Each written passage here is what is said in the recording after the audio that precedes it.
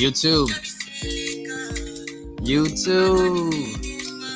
Welcome to the jams. All right. Now we're ready. We're ready. All streaming platforms. Playing our music. Getting ready for this Wealth Wednesday. So, folks, I want to tell y'all something, okay? 2022 is going to be a fun year for those who are ready. It's not going to be a fun year for those who aren't. So I will first implore you to figure out which group you're going to be in. You better be in the right group. Instagram, let me turn this music down. Let's turn them down real quick. All right, music down.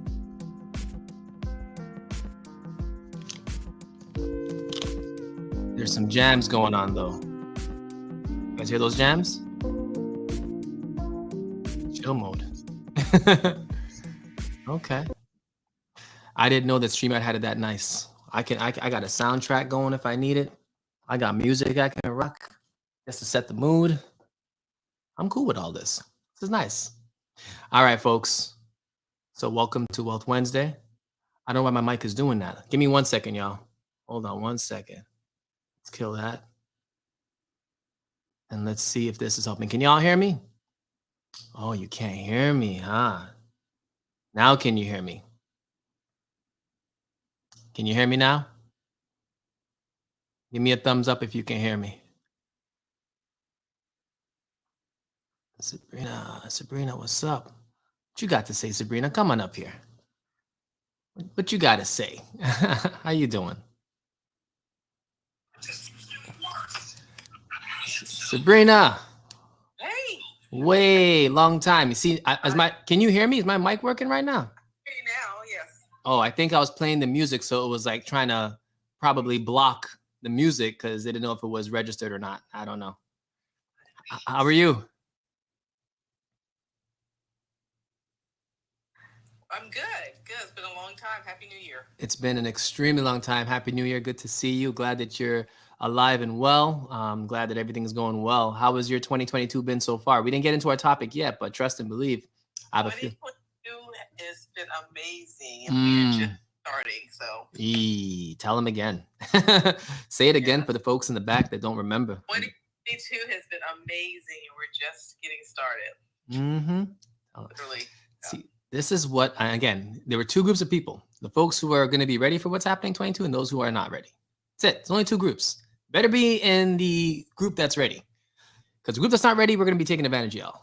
This is how it's going to work.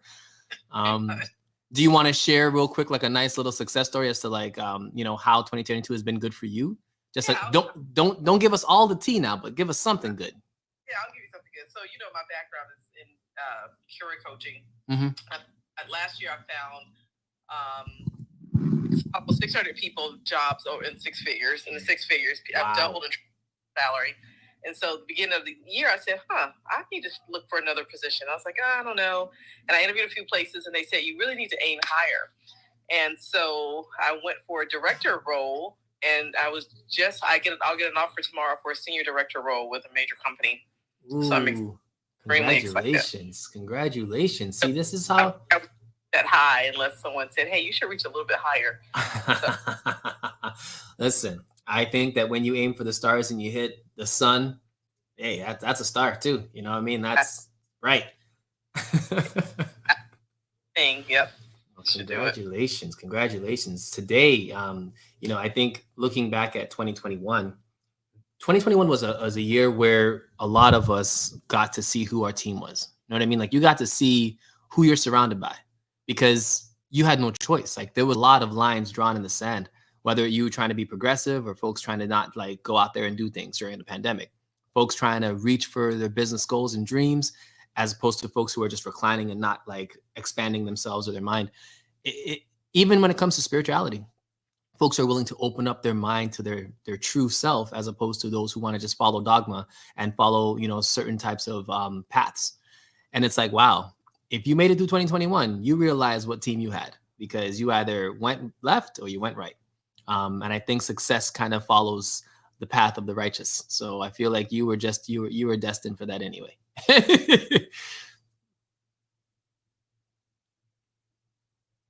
Did I lose you, Sabrina? Uh-oh. I think I lost her. Did I lose her? I hope not. Sabrina, are you there?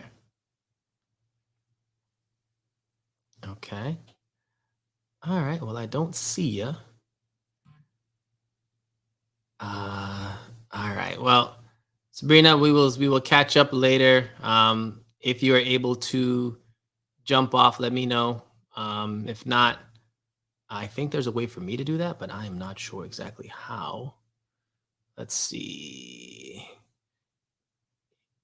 Pose a question. No, we don't want any questions. I can click on your screen. Yeah, I don't even know how to remove you from there. All right, here we go. Got it. All right, so Sabrina, we'll catch you later.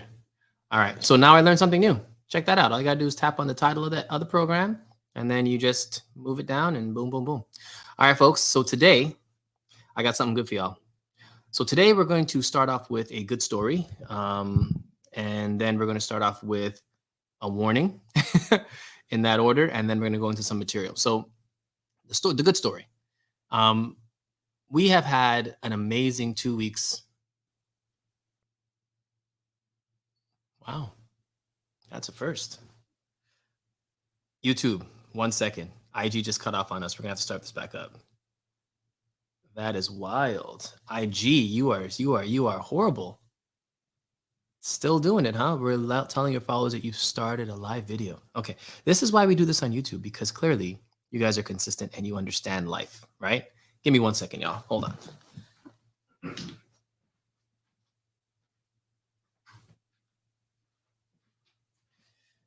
Sometimes you gotta make sure that everything is working properly.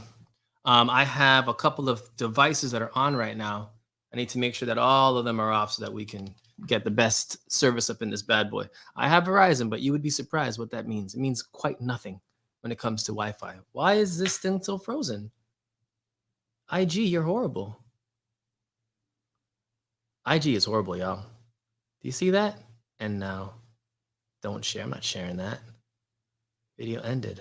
Boom. Close it out. Discard. That is funny. So IG, you guys are trashy. And this is why we have to have YouTube all day, every day. So YouTube, let me turn this off. How you guys doing?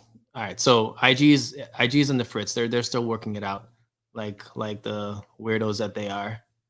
All right. Turn that off. Turn this off. All right. So hopefully our signal is nice and strong. IG. So YouTube, good story, right? So our class, our financial literacy program, is going amazing. I just want to give all the students a shout out because y'all are really making this amazing. You know, for me, it's always been my dream to bring some type of, information that was useful to people. You know, I've always wanted to do that. It's always been something that's been close to my core.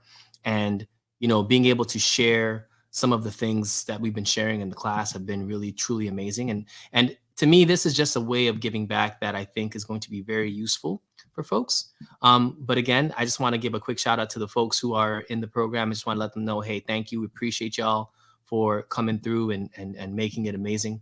We've got 18 students right now. And the way that it's working is that we have a course once a week, have some homework assigned. And with all of that, we move into, material. I think this past week was the trunk material, which is debt reconstruction. So again, for folks who are interested, definitely check out our website. You can tap into, who we are and what we're doing on there. And it's a 5-course program. The first 100 folks are free. I got to bring that down now to, I did 15, 18. So the next 70, because we're students are coming every week. So the next 70 folks are free. And after that, we're going to be charging folks for the course. And the goal of the course, again, is to get you from financial, wherever you are, to financial freedom. And the 5 different chapters are Foundations of Finance, the core of finance, Chapter 2, debt reconstruction, Chapter 3, savings, Chapter 4, investing, Chapter 5, diversification. So, for me, again, this is something that should be taught in school. And the goal for this entire thing from the beginning till now was to always get this into a high school curriculum. We want to provide the foundation of financial literacy to folks as a standard. It shouldn't be something that I have to do on IG or I have to do on YouTube. It should be something that is standard, that should be taught in school, in high school, and it should be a prerequisite in college because, again, you're put into a position in college where you don't have a choice. You just learn. Like I know my boy Tice, the trainer, him and I went to school together. And when we went to school, they were giving us credit cards for free. We didn't know what they were for. We spent on them and we got credit card debt. And before we knew it, was like, oh, damn it. I got to figure out how to break this debt down and do this on a student budget. Like you learn finance by defensively just not trying to die, right? And that shouldn't be the first time you learn about a credit card or the first time you learned about interest rates or the first time you learned about getting a credit score. Like that's when we learned that in college. And that's a shame. So for us, the goal for us is to get financial literacy as a standard curriculum in all of the high schools. And we want to do it through our app and through our nonprofit. So if you guys are interested, definitely check out our website. It's on our YouTube channel. You can check it out. Check us out there. Or you can just hit me up and DM me and I can send you the information. So right now we're in week 2 and it's been amazing. So that's my happy story. Now my warning. So here's my warning. I'm actually going to tell you, I'm just going to show you. I'm going to show you my warning. Here it is. Boom. Rate hikes. Sorry about that. My alarm went off. Okay, what's going on with this microphone? There we go. All right, guys. There's a rate hike coming. And the Federal Reserve is getting ready to start raising interest rates, y'all. We talked about this. You knew that this was coming. This is not a surprise. Hopefully it's not a surprise. If you've been following us, you know that it shouldn't be a surprise because we've been talking this talk for quite some time. Now, the question is, what are you going to do about it? What are you going to do about what the Fed's about to do, right? So we're going to give you some tools today to figure out exactly how to get through this. Because again, when the rate goes up, it just means that you're going to have a higher rate on all of your debt, whether it's student loans, whether it's, credit cards, lines of credit, mortgages, any sort of lending that you're going to get. All of those things are impacted by that. Ability to buy furniture at a discount from the store, maybe having some type of, payment structure, any type of payment, period, is going to be impacted by this. So what can you do about it? Because that's what we're here to talk about, right? What can you do about it? So let's first talk about what's going to happen. So in March of this year, the Fed is effectively going to raise the federal funds rate, EFFR. That's going to be raised in March. And that's going to have an impact on everything. Usually when the Fed raises rates, the stock market takes a dip. That's typically how it goes. Now, you have to understand why they're doing this so we can figure out what we're going to do about it, right? So let me shrink this screen a little bit. So why are they doing this? The Fed is doing this because they know that if they don't do this now, inflation will continue to go crazy. Right now, inflation's at maybe 6%, 7%. Standard's supposed to be around 2, 1.5%, 2%, somewhere around there. Right now, it's at 6 to 7%, which is insane. That means that whatever you paid for last year is 7% higher this year. Everything, goods and services. And that's because of the policy they're currently implementing, which is we're going to put a lot of liquidation, lot of funds into the market. We're going to just continue to print money and buy treasuries. Print money, buy treasuries. That's what they've been doing. So that strategy is good to kind of give the economy a boost of sorts. But when you've done that for a year, for 2 years, for 3 years, now it's no longer giving the economy a boost. Now what it's doing is creating inflation and allowing it to run rampant because that's what happens when you glut the system with money that's not real, okay? So their only alternative right now is to raise interest rates.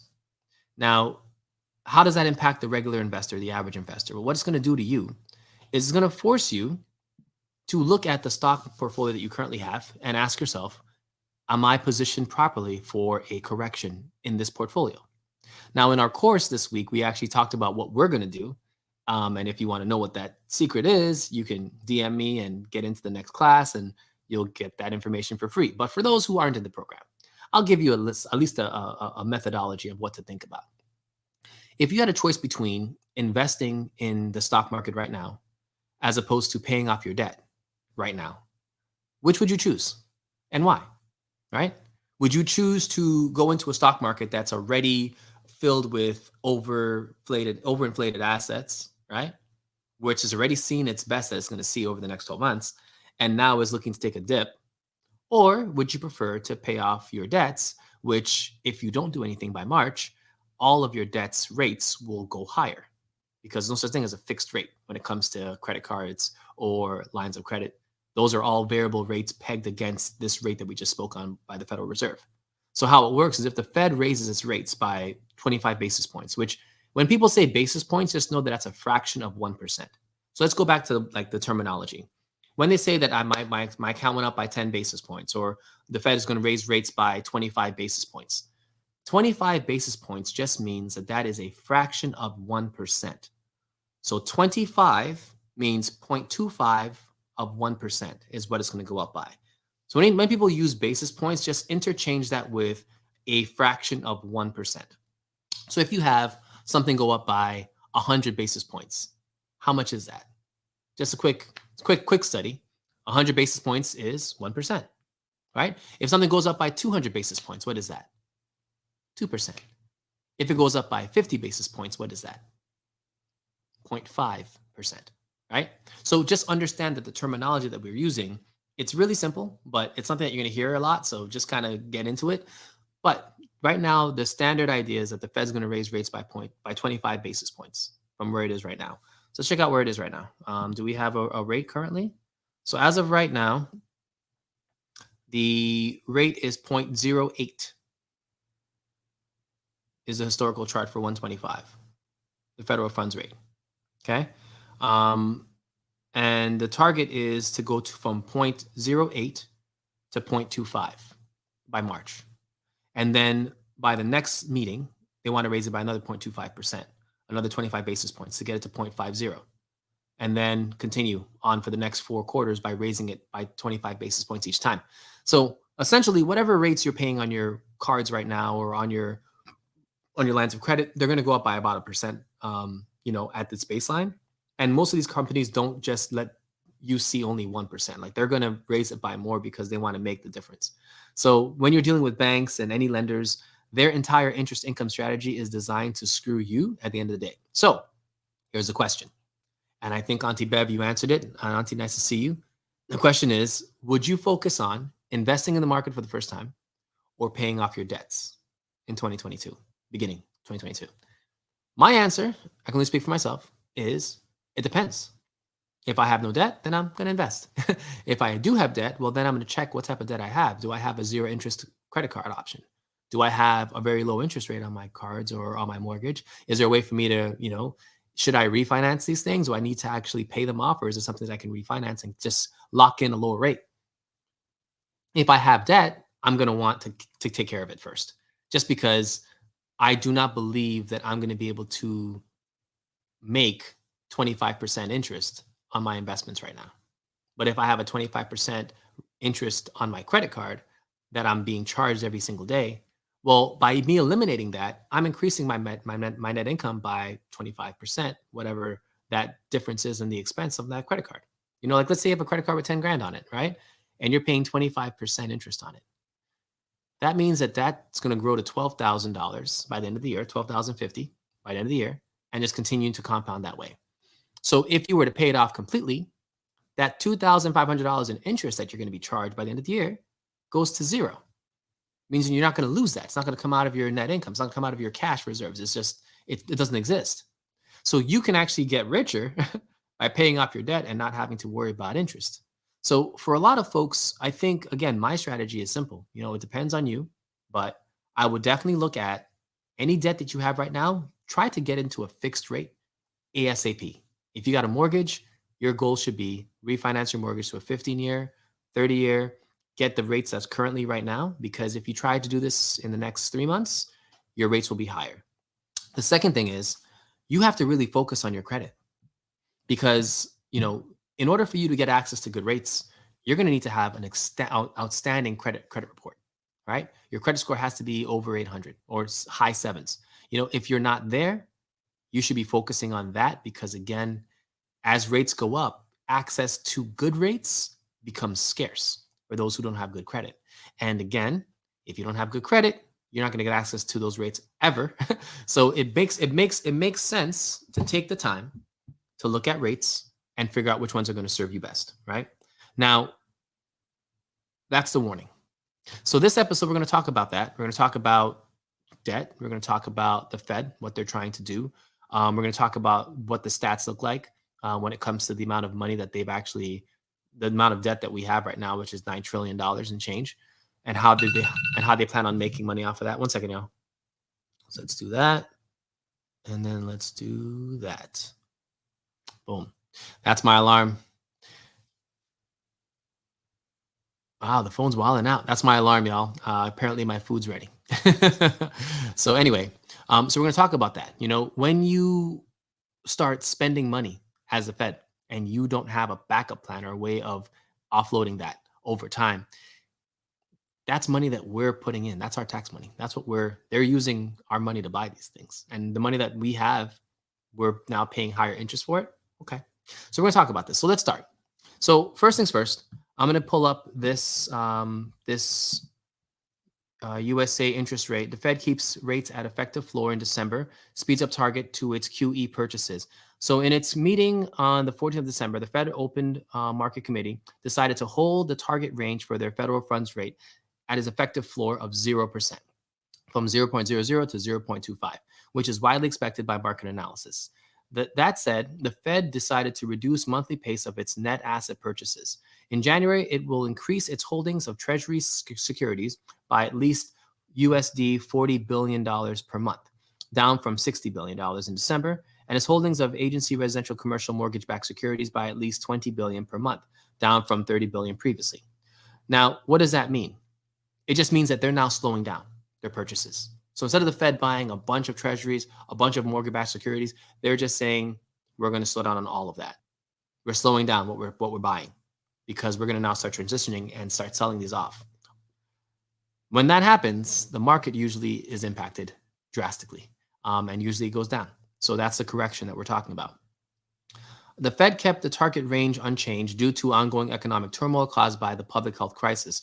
Despite economic activity continuing to gain momentum in recent months, amid ample fiscal stimulus and progression of the vaccination campaigns, employment is expected to remain below its pre-pandemic levels in the short term. Moreover, although the sectors most affected by COVID-19 related restrictions are improving at a brisk pace, they continue to struggle nevertheless. Elevated inflationary pressures since April have raised concerns over the extent to which price pressures remain transitory, prompting the Fed to begin tampering its stimulus. So all they're saying is that even though COVID is running, we are having more employment. There are more folks in the market, more folks that are actually investing, more folks that are being hired, more folks that actually have money to buy and to sell and to trade and to be a part of the GDP of the country. Cool. But they're still not at the levels that they want to be at.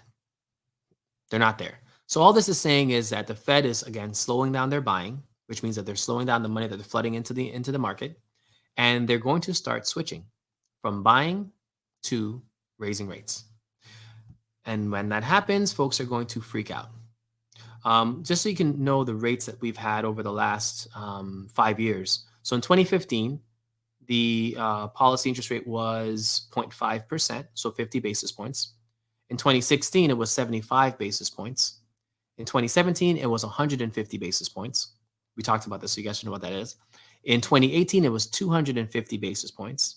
And in 2019, it took a dive and went back down to 175 basis points, 175 basis points. And then as it's been basically at zero ever since. So again, this is the Fed rate. Let's go to the effective funds rate. We've seen this already. Can you guys see my screen on YouTube? No? Let me pull it up for you so you can see what I'm looking at. All right. So here's the Fed rate as of the last month, 0.08. Okay. All right. So what does this mean for us in our everyday lives? Because again, I can talk rates to you all day, but that doesn't make a difference in your everyday life. If you have been investing in the stock market over the last 12 months, most of you have seen a lot of gains in some of your portfolios, but you've also seen a lot of losses, especially folks who have been invested in the marijuana industry, folks invested in Some of the tech industry, that's not the big boys, but the small guys. Renewable energy has been taking a hit. A lot of the sectors have actually taken a lot of hits just because, again, COVID has definitely slowed down the economy in a way where certain stocks are going high and other ones are not. So let's go to FinViz. Now look at this. So FinViz is what I use to kind of give folks an understanding of what industries are doing, right? So look at this, just by looking at it, right? Red is bad, green is good. So if I were to open up this and show you consumer cyclical, most of that is red, right? Communications, most of it is red. Healthcare, most of it is red. Let's get rid of that ad there. Healthcare, most of it is red. Utilities, most of it is red. Energy, most of it is red. Like, this is what's happening. Financials, most of it is green, a little bit of red there. What is this showing you guys? This is showing you that unless you have the right stocks, you're going to be losing money. It's basically what it's saying. And this is just for today. This is not every single day, but this is just for today. And again, finviz.com is a really good website to check the market as a whole to see what industries are doing good or bad. It's what I use in the mornings when I wake up. I just kind of go take a look at FinViz and see, which industries are popping off that day to see if I'm going to make a trade or if I'm going to buy or sell in a certain industry. So today, Microsoft was up 2.85%. NVDA was up 2%. Apple was down 6%. JP Morgan was up 0.95. So it kind of gives you a breakdown of all of what companies did. So even in the consumer cyclical, Tesla's up 2% today, but everything else is down in that sector. So this is what it's going to do. You're going to see this. Like last year was really, unless you were invested in the right stocks, you had a mixed bag. And I actually had a friend that DM'd me and she was like, hey, these marijuana stocks, I'm down 70% on them right now. I'm like, yeah, me too. Right? And why? Why are we down 70% on our marijuana stocks? Well, because again, with the pandemic doing what it's done, it's halted a lot of commerce when it comes to, fabrication of goods and services, transportation of goods and services, being able to grow goods and services and get them to consumers. All of that's been difficult. So if you have any stock company in the business of getting product to customers and they need to have, again, an open economy to do that, that's been hard. However, that is still the time to buy. I'm going to tell y'all, I know it's uncomfortable. I know it doesn't feel right. I know it's like, hey, I'm down 70%. Why should I buy more of that stock? Well, I'm gonna tell you something right now. If you're down 70%, you have to buy more of that stock. Like, you literally don't have a choice right now, because at 70% loss, if you sell out now, that loss is guaranteed. So view it in a different lens. And we've talked about this before on this program, and I'm going to share this with you again. If your stock portfolio is down by 70%, that means that you can now buy those shares at a 70% discount. And unless those companies are going bankrupt tomorrow, the only way that you're going to make up that loss is by lowering your average cost of shares, period. So for me, again, it seems uncomfortable. It seems uncomfortable to buy stocks, especially if you're already invested and the company went from $1.25 down to 70 cents in some cases, right? Already lost, like, you've lost 70% or 60% of your stock. I get it. It's uncomfortable. But there's no other way to make that back, especially if you were in the right position to begin with. Remember, if your position was good before COVID, it will be good after COVID. Typically, unless the company goes bankrupt, it wasn't a random decision. Like, you went and researched this, you researched the industry, it's going to be a $106 billion industry by 2024. Those stats didn't change for the cannabis industry. And as a matter of fact, just so you guys know, there has been studies done that have shown that certain cannabinoids in cannabis have been seen to actually impact COVID-19 and literally eliminate it. Like, you can't even get sick if you have it. So to me, that's why you got to just be ready. And you can't jump in after the fact. Like, if you're already down 70%, you kind of have to be prepared beforehand. And before this news comes out, you've got to be ready and in position. Because if you're not, you're going to miss that jump.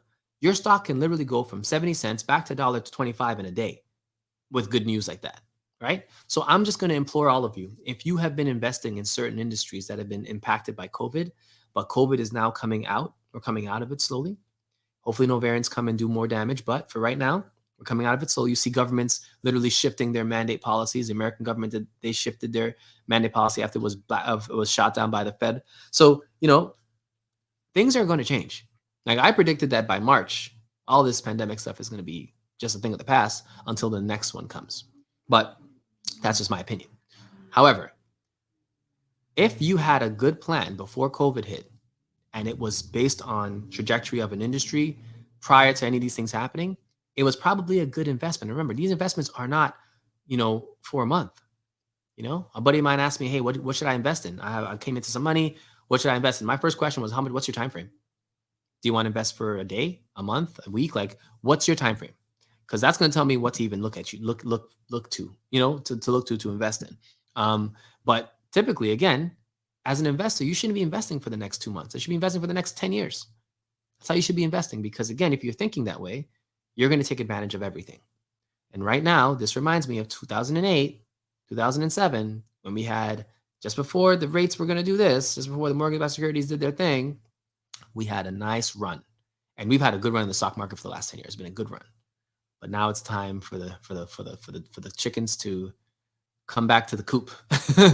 So if you had a good run over the last 3, 4, 5 years, understand that that's not consistent. That's not going to last, forever, because again, it was based on inflationary practices by the Federal Reserve. That's why the markets ran. But when they start switching that off, it's going to take a tumble. So you have to now look at your assets, look at what you got going on. So when I'm at FinViz, okay, check this out, y'all. So there's a stock here, and we're going to do this. This is going to be a little fun exercise. WEI, right? And this is why I tell y'all, it's not about the price of the stock, but what the stock is doing. That's what it's about. Let's click on this real quick. WEI had a rate of return today. Its performance for the week was 47%. Okay, let's go to Yahoo. Let's go to Yahoo and check this out, because I want to show you guys something. When you are invested in something like in the market, and you're invested in looking at where you can put your money, finance.yahoo.com, it's important that you understand that it's not about how much the stock costs. It's about what the stock is going to do if you're looking for a short-term win or a medium-term win or a long-term win, right? So let's look at this. One day, 5.7%. So this thing was, let me look at its last 5 days. Okay, check this out, y'all. So this stock over the last 5 days went from 48 cents to $2.34, right? In the last 5 days. Popped. You wouldn't even have known that it was doing this, right? Cool. This is what I mean. Like, these are the types of companies that if you have, again, something as simple as FinViz, we just went on there, we looked at what was popping off for the day, and we saw on the ticker symbol on the left-hand side, it shows the most active stocks, right? 75% gain. SRAA went up by 26%. LRN went up, which is Stride, went up by 25%. Larimar Therapeutics went up by 21%. So this is a really good way for you to look at just something off the rip and say, okay, I'm looking at these ticker symbols, and if they're going to do well for maybe another day, find out why. Like, this is how you create a watch list. You start looking at the top winners, the top losers, and you got to figure out, okay, if something went down by 50%, 60%, 70%, those can become winners tomorrow. So we just looked at WEI, and I pulled them up on Yahoo Finance, and let's look at their profile so you can know what they are. WEI is... through its subsidiaries, provides auto-backed financing solutions in the People's Republic of China. Its auto-backed financing platform connects borrowers, primarily small and micro enterprise owners, with online investors and institutional funding partners. The company was founded in 2011. It's headquartered in Hangzhou, the People's Republic of China. So it's a Chinese subsidiary that provides financing, auto-backed financing solutions. Okay. Now, the reason why I would say they're going up is because if the Fed raises rates, and well, this is in China, so this doesn't even affect by the Fed rate, but everything is affected by the Fed's rate. Once the Fed raises rates, it has an impact across the world. That's just a thing. But folks are trying to secure financing. And this is micro between online investors and institutional funders. So think about this, right? Let's talk about what this is, right? So basically what we're seeing is there are folks who have money that want to lend it to people personally, right? Because they see what's going on. They're saying, hey, I want I want to make some money. Like I know the market's going to not be where the money's at. So let me figure out a different way to make an interest that's going to be guaranteed if the market takes a dump. Cool. So this Chinese-backed company, what WEI is saying that our investors want to make money. So we're going to loan it out to small business owners, loan it out to people that are entrepreneurial minded, and charge them 10%, 20% rate of return on our stuff. But it's a private loan, so we can issue it to whoever we want. Cool. And they guarantee themselves that type of return from a business, which is a lot more easier to collect from than an individual. That is a perfect business in this economy right now. Just so you know, because if you had the money, if you had $100 million and you could secure private financing for entrepreneurs and startups and companies that people that have businesses, and you could guarantee yourself to make 5%, 6%, 7% on that contract, that's better than what the rates are going to be in the bank. That's better than what you can get in most bonds, because most bonds are doing 2.5%. So do you see how people are starting to adjust? And we just found this randomly by going to finviz.com, looking at the top gainers and seeing what the companies were about. These guys literally went from 58 cents to $2.34 in 5 days, right? That's a gain of 70 something percent. It's out here. You don't got to do much to find companies that are doing well, but you have to look. Let's look at another one. So another strategy, and again, so I just showed you finviz.com, going there, looking at the top gainers, literally looking at the company, seeing what they're doing. A company like WEI has more room to grow at $2.34 a share. That ain't nothing. That's a very small purchase. And if you had purchased 100,000 of those or 100 of those, again, your money would have tripled. Yeah. So to me, that's how the stock market can get you. But again, that's not a known company unless you're looking for it. The other strategy is look at companies that are losing a lot, right? Because there's something called a retracement that happens. So let's say a company drops by 60%, 70%. It's going to have to rebound by like anywhere from 5 to 21% if it drops by a certain amount. So let's look at Gatto. Let's see this here. So Gatto is Gatto Silver Inc. All right, let's pull them up on YouTube. GATO. Let me show you another strategy here, y'all. It's about how do we make money. GATO. Gatto Silver. Okay, let's look at them. So they went down by 68% today. Okay, let's look at their 5-day. Boom. They were trading at $10.19 on January 25th. And on January 26th, they were trading at $3. Right? Massive sell-off. Now, I know this doesn't seem like it makes sense, but unless you understand what the reason for that sell-off is, like let's look and see why. Mineral Resources reverse, performance guidance. Insider increased their holdings by 5.1% last year.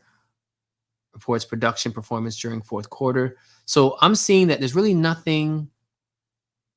Okay, AI, no, Gatto Silver earnings call transcript. So I'm going to research why they had a massive downturn.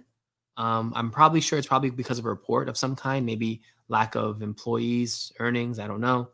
They may have missed their mark. But my point is, any company that drops by 68% in a day, it has to retrace some of that back. So now, if the company was trading at $10 and now it's trading at $3, if you were to come in now at $3, or even just wait another day, see if it goes down a little bit more, there is a way to check the candlesticks on this to see whether or not it's going to actually adjust from where it is now to an uptick, an uptrend. Let's look at it now. I'm going to pull up the chart and let's pull up the candlesticks and see if we can see the trend change. So are you guys following me on YouTube? Because if you are, you'll see my screen here. Okay, cool. So on YouTube, y'all can see Gatto, G-A-T-O. And I want you to see two things that really interest me. So the RSI for Gatto is right now at 17. Okay. What is an RSI? RSI means anything above 50 means the stock is trading at a premium. Anything below 50 means that it's at a discount. It's trading at a discount, which means that you're getting it for a deal. So usually the best time to buy stocks are when they're trading at a discount. Gatto is now trading at 17, which means that this would be a good time to buy it. As crazy as it sounds, I know this is a stock that just dropped by 68% today. I get it. However, this is the exact setup that you would want to gain 20% on a retracement. So you can look at finviz.com as a stock screener to see the biggest winners, the biggest losers, and then you research both for different reasons. The biggest winners you research to say, was this a one-time thing or is it something that's going to be long-term? Is this something that's going to be a trend? Maybe I just caught on to the first wave of a company moving like WI moving into the right direction. Again, that's private investors investing in startups. That should be a win. It's in China, it's not here. So, but that should still be a win because again, you're moving out of the bank and you're moving into business with other people that can give you a better interest rate. So I see their investors as making sense. They'd rather take their money out of the market and put into something that's a little bit more secure. Cool. That's like taking $100 million and buying, real estate, commercial real estate that's already rented off for the next 10 years. Same concept. Because you're saying, hey, my $100 million, I'm probably going to lose that in the market if I leave it in certain stocks. So I'd rather just transition it to land or transition to a commercial building that's going to keep its value, retain its market value, but I'm also going to be able to have it increase over time and have income coming in from it in rents. That's going to be more than what I would ever get anywhere else, right? Same concept. All you're looking at is folks who are now switching how they're making money. So anyway, back to this. So this right here shows me that, again, the market is seeing this as a horrible situation. It is a downtrend. That's fine. I see this as an advantage. And look at this. Let's see here. RSI. Yep, it's already turning up. It's already bending upwards. Do you see that? Do you see that? So it went down on this day, which was today, 26th, right? Today's 26th, yep. Went down today, dropped from $10 to $3. Continue to drop to 212. The lowest it went down to was to 308, 307 was the lowest. And then down to 305, 302, and now it's back up to 312. So look at this. This went down to $3.02 at 3:05 p.m. today, right? That was the lowest that it went to. For me, that's when I'm buying in. Because I feel like, again, if this stock can move from $3.02 to $3.25, $3.50, that's 5-6% in a day that I can make, just like that, right? That's what you're looking for when it comes to stocks that took a dip like this. There's always a retracement. There's always something that brings it back if it's not something that's catastrophic or the company is not going to go bankrupt. So I would suggest that all of you start making your watch lists right now. Start looking at the highest gainers, the highest losers, and looking at the companies and seeing, okay, why did this company go down? Is this an opportunity or is this something that I want to steer away from? And literally start positioning yourself in these companies, as a way to kind of combat what's about to happen next. Because again, if you're in a regular portfolio, you're going to start transitioning. You have to transition into things like this because the standard guys, again, if you're in the right portfolio, it'll win. If you're in the wrong portfolio, you can lose a lot, right? So you want to see the gainers and people that are now becoming new players in this market because this is not a market of a bunch of companies doing well. No, it's going to be specific companies that are going to be doing really, really well. And the majority of them will be doing poorly. That's how this works. So I think in 2007, when I first got into the business, banks were taking a hit because mortgage-backed securities were getting tanked. They were tanking the entire economy. So a lot of banks had them, right? And a lot of the bank stock prices went down. I remember JP Morgan and Chase, that went down. Bank of America went down. Every bank that was publicly traded literally went from wherever it was, it dropped by maybe 70% in value. And folks were being able to pick up those stocks for like $10, $8 a piece. And now they're up to 30, 40, 50 bucks. It's like, that's kind of what happens. Like everybody is going to take a hit when the market corrects, but that's a time to buy in. So for me, this is your time, y'all, to position and reposition and to try and find these new winners and see where the losers are and see if you can kind of get a couple of interest rate return from them. So let's see here. Okay, so that's that one. Let's go back to FinViz, stock screener. Let's look at one more. And that way you can kind of see how we're going back and forth here. So FinViz, we're looking at the next one up. Let's see, what is this? Stride. Boom, let's take a look at Stride. So Stride is LRN. Let's go to our Yahoo Finance, LRN. And this company looks like they're already positioned for something like this. So Stride, let's pull up their profile. Stride technology-based education company provides proprietary and third-party online curriculum software systems and educational services to facilitate individualized learning for students primarily in kindergarten through grade 12. Boom. Automatic win. Automatic win. I don't even care to read the rest of it, right? What is that? So Stride is basically a company that is providing online classes, online course load, right? We're in a pandemic. People aren't going to class like they used to. They're doing a lot of online learning. This is what I mean. Like, these are the types of companies that you have to start knowing are around. Because if you don't know they're around, you're not going to be able to take advantage of this. And this is specifically pandemic related. Like, they were up 25% today, just off the strength of what they're providing, which makes sense. Let me go to their summary. Look at their last 5 days. Look at that. Yeah. Went from $27 to $33 today, just like that. And they were at 26. Okay. So yeah. So this is what I mean. This is a good way for y'all to really start seeing what companies are doing. And if you don't have a watch list, I would suggest that you do this. Go to FinViz, look at the best winners, and just kind of add them to your list of what you're going to watch. Add them to your list on Yahoo, on your trading platform, whatever you're trading. I'm on TD Ameritrade, so I just added on there.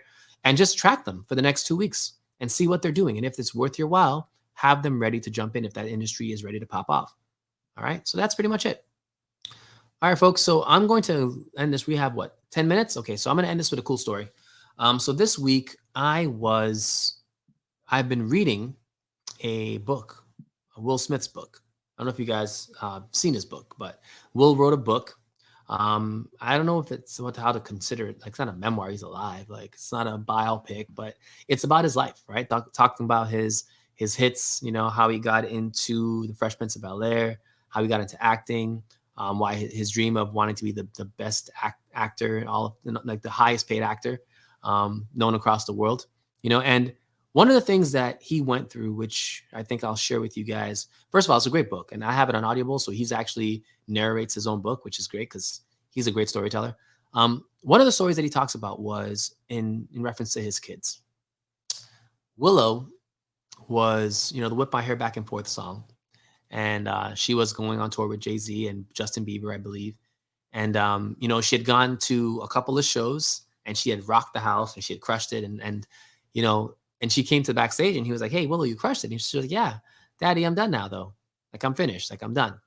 He's like, "You can't be done. We just started the tour. Like, you've got a whole 10 other cities to go to. You signed a contract for a year. Like, how can you be done? You just started it." She's like, "No, I had fun. It was good, but now I'm done."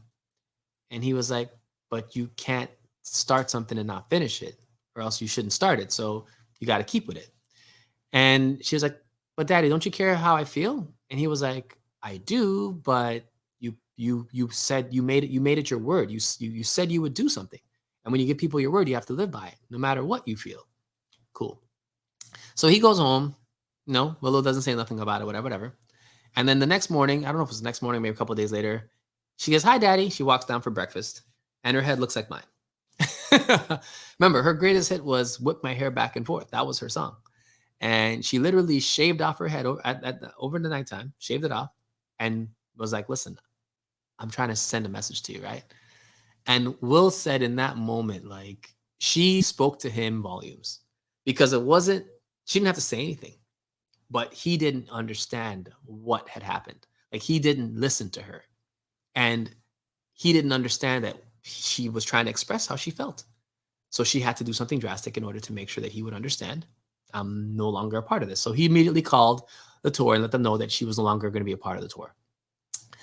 Life has a way of giving you that lesson. And in Will's case, what it reminds me of is believe people when they say who they are, right? And I'm not trying to say this like in a mean way, but in 2021, you saw companies firing people because they believe something different. You saw people losing their livelihood because of decisions that they made medically, right? You saw folks having to worry about being murdered and killed because of upheaval when it comes to culture, ethnicity, Asian culture. Like, a lot of people have been going into very dark places in 2021, and you got to see who people really were, right? So in 2022, we got to do a better job of listening when the folks near us are speaking to us, listening to how they feel about things, even if you don't understand it in the moment. Like, I had a moment like that this weekend as well, where I had to stop and just listen. And to me, I think that in 2022, less talk, more listening is probably going to be the best way to start your year off and to get your energy and vibrations in the right space. Because we can talk ourselves until we're blue in the face, but if you're not listening to those around you or listening to the folks in your life who are doing positive things or not, or at your job doing positives or not, or folks that are in your circles, like in your friend circles, or folks that are in your social circles. Look at social media. Like there was a girl that posted something on Instagram, and when I saw the post, I deleted her. I was like, yo, I'm not following you. I'm not going to subject myself to that because I don't want to. I don't want to do this right now. And I think being able to listen to what you're saying first, it starts with you, first of all. You got to be listening to yourself. If you don't want to do something, don't do it. If you don't want to do something, do not do it. Like literally do only what you truly feel like doing, but also while kind of doing that for yourself, when others are bringing things to you and saying, hey, I really feel like this, that, or the third. I know that what they're saying might be jarring, but you got to read past it. And for me, one thing that I learned this weekend was just because you said how you feel doesn't mean that I have to believe what you said as a conclusion, but it should be my indication to ask another question. Let's not talk about whether or not it's true or not. No. Let's talk about how you got there. Let's talk about what made you think that. Because someone could say, "Hey, Binaj, I believe that you're a an Indian man." Right? You could say that. I feel like you're an Indian man. And I could say, okay, but why do you feel that? I'm a black man. I'm not Indian. So the truth and your feelings are not always the same thing. However, if I'm so defensive that I'm saying, hey, I'm not an Indian, I'm black, I missed the point. The point is, why do you think that I'm Indian? I know that I'm not, but why do you think that I am? Because I want to figure out what's going on in your mind. And in Will's book, he did not get that moment until his daughter shaved her damn head off for him to realize, hey, I am not doing this anymore. I quit this. Like, I'm done. This is not fun for me anymore. Do you not care about my feelings, daddy? That's what she said. And he was like, damn, in that moment, he's like, damn, I missed the boat on this whole thing. Right. And I think as parents, that's the last thing that we want to ever do is like miss the boat on our kids and miss the boat on them telling us how they feel about certain things. And even with, again, folks that are closest to us, like both parties have to know that listening is going to give you the best. And this is advice I got from a family friend. This is not even advice that I'm giving to people. This is something that I'm sharing with people because I got that and I figured this is good. This is good stuff. We've got to focus on the good information and on the positivity. The more you do listening, the better you'll do doing. Like the better outcome you'll have when you're doing, right? So if I didn't hear you and I want to then act, I'm not going to have as much of an outcome that's as positive as if I listened to you and then acted. All of those things are part of it.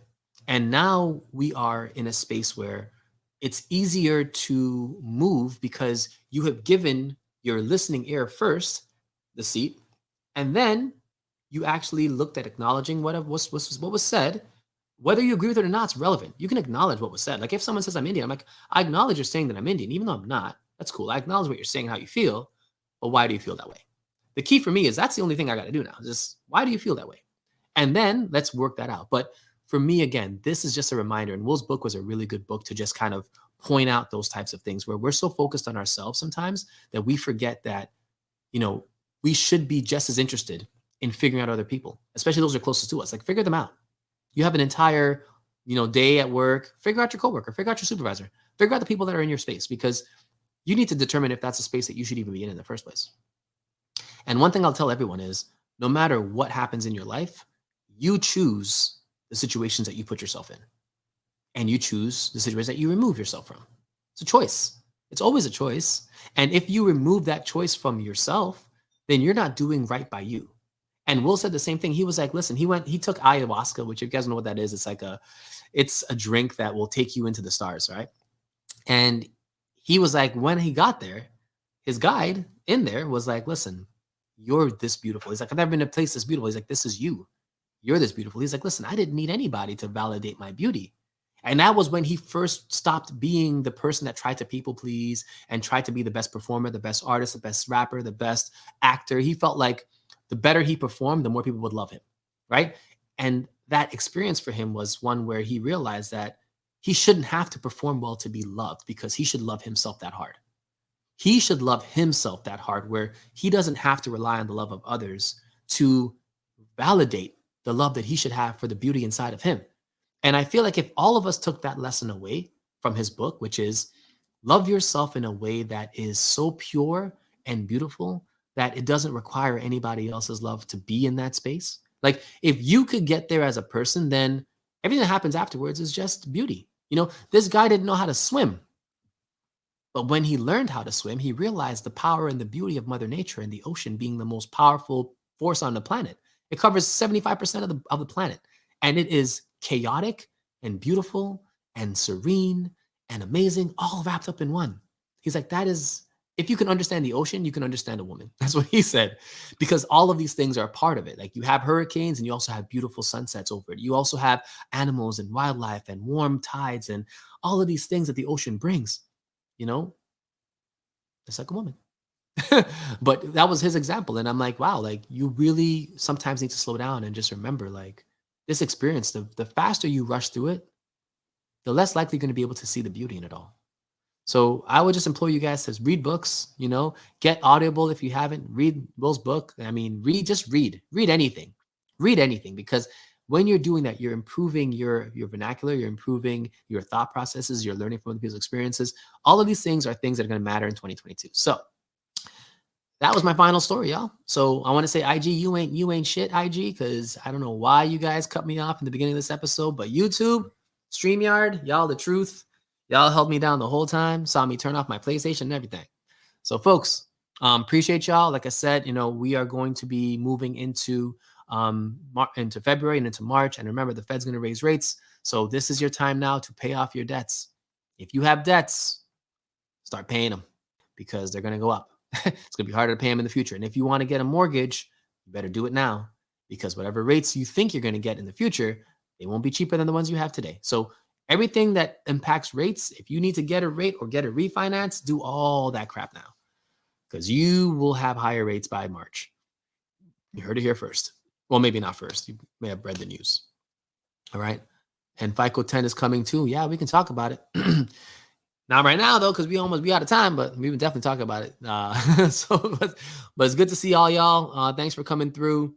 Again, this is Wealth Wednesday. And if you are interested in our financial literacy course, please feel free to DM me. We are accepting students for our second cohort right now. Our first cohort has 18 students in it, and they're crushing life right now. So I'm really proud of y'all. Thanks for trusting us with the information and the knowledge. And I'm grateful that you guys have taken the leap to free yourselves financially. So anyone else who is interested, please, DM me or just check out our website. You can find our information on there. And until next week, be good to yourselves, be good to each other, read a book, remember to listen more than you speak, and remember to be truly your authentic self. Don't let anybody take you away from you. If you don't like something, say you don't like it. If you love it, say you love it. Don't be in the middle. Make a decision to be to go after what it is that you want. The mind is the most powerful thing that you have, period. So whatever you focus your mind and attention to will be what comes to you. So if you want to focus on the wrong things, that's what will come to you. Want to focus on the right things, that's what will come to you. Everything is about your work. You're doing it all. So ask yourself, are you a positive thinker? Do you think optimistically in every situation? All of these things impact your outcome. So just try your best to only input positive things into your system. That way, when you send them off, only positive comes out. Whatever you put in is what comes out. All right, folks. All right, peace and love. I'll catch you guys next week, Wednesday. I think we'll have a guest, but if we don't, I'll be talking about chapter 3 of financial literacy course. All right, folks. Be safe, be good, and we'll see you guys next week. All right, later.